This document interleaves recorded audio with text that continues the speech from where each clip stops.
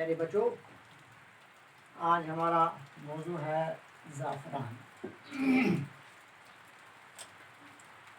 پہلے لیسن میں ہم نے زعفران کے متعلق کچھ جانکاری حاصل کی تھی۔ آج اس کا دوسرا لیسن ہے۔ آپ نکالیں پیج نمبر 96 پیراگراف نمبر 2۔ اکتوبر اور نومبر میں سری نگر سے کچھ دور پامپور میں زعفران کے کھیتوں کی خوبصورتی دیکھنے کی چیز ہوتی ہے۔ پامپور کے علاوہ کئی اور علاقوں میں بھی اس کی کاشت ہوتی ہے۔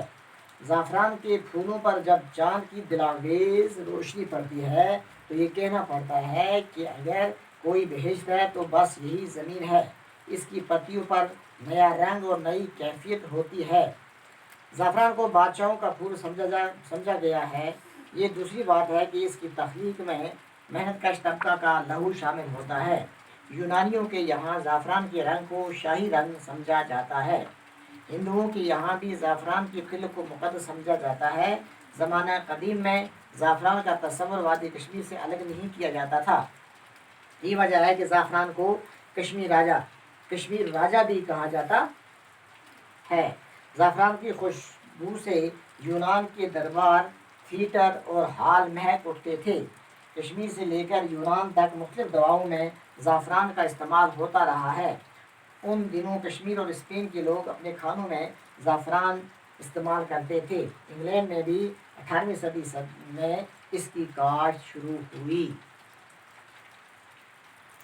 تو جیسا کہ ہم نے پہلے ہی یہ جانکاری حاصل کی ہے پچھلے لیسن میں کہ زعفران جو ہے اس کا حسن اتنا ہے کہ لوگ اس کو دیکھ کر قدرت کی تخلیق پر حیران ہوتے ہیں۔ تو زعفران اکتوبر اور نومبر میں سری نگر سے دور کچھ دور پامپور ایک جگہ ہے جہاں زعفران کے کھیت زیادہ تر ہوتے ہیں، اور اس وقت اس موسم میں زعفران کے کھیتوں کو دیکھنا عجیب لگتا ہے۔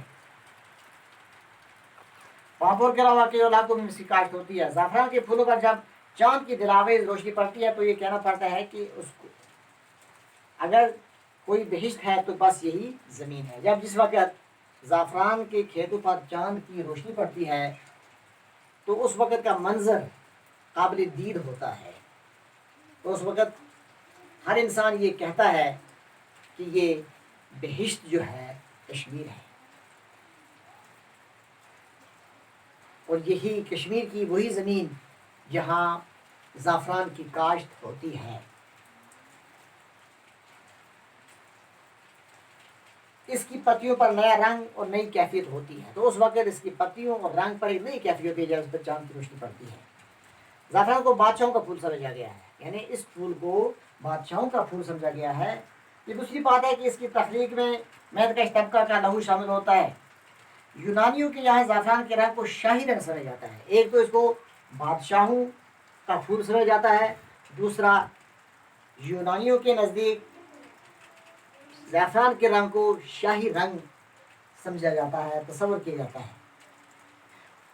دوسری بات یہ ہے کہ ہندو لوگ جو ہیں ان کے یہاں بھی زعفران کے تلک کو بہت مقدس سمجھا جاتا ہے۔ جب زعفران تلک کہتے ہیں ٹیکے کو، جب ہندو لوگ اپنے مذہب کے مطابق زعفران کے رنگ سے جو ٹیکا لگاتے ہیں اس کو زیادہ متبرک اور مقدس مانتے ہیں۔ زمانہ قدیم میں زعفران کا تصور وادی کشمیر سے الگ نہیں کیا جاتا تھا۔ یہ وجہ ہے کہ زعفران کو کشمیر راجہ یعنی کشمیر راجہ بھی کہا جاتا ہے۔ اب اس کا دوسرا نام بھی ہے کشمیر راجہ، یعنی اس کو کشمیر کا راجہ بھی کہا جاتا ہے۔ زعفران کی خوشبو سے یونان کے دربار، تھیٹر اور ہال مہک اٹھتے تھے۔ یہ پرانے زمانے کی بات ہے۔ کشمیر، یونان اور اس زعفران کے خوشبو سے وہ ہال مہک اٹھتے تھے۔ کشمیر سے لے کر یونان تک مختلف دواؤں میں زعفران کا استعمال ہوتا رہا۔ یعنی دوسری بات یہ ہے، دوسری خصوصیت یہ ہے کہ اس کو دواؤں میں استعمال کیا جاتا ہے۔ ان دنوں کشمیر اور اسپین کے لوگ اپنے کھانوں میں زعفران استعمال کرتے تھے۔ یعنی پرانے زمانے میں کشمیر کے لوگ اور اسپین کے لوگ کھانوں میں استعمال کرتے تھے۔ انگلینڈ میں 18ویں صدی میں اس کی کاشت شروع ہوئی۔ انگلینڈ میں اس کی کاشت 18ویں صدی میں شروع ہوئی۔ اب سوال ہے کس پھول کو بادشاہوں کا پھول سمجھا جاتا ہے؟ تو اس کا جواب ہے زعفران۔ کس ملک میں زعفران کو شاہی رنگ سمجھا جاتا ہے؟ ایران۔ زعفران کاشت کے لیے کس قسم کی زمین درکار ہے؟ ڈھلوان زمین۔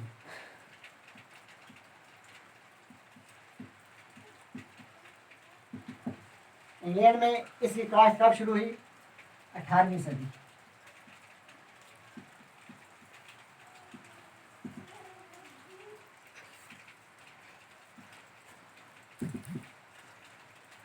پیارے بچوں، یہ کچھ جانکاری ہمیں زعفران کے متعلق اس سبق سے ملتی ہے جو آپ تک پہنچائی گئی، اور آپ اس کو اسی طرح سے ذہن نشین کریں باقی آئندہ۔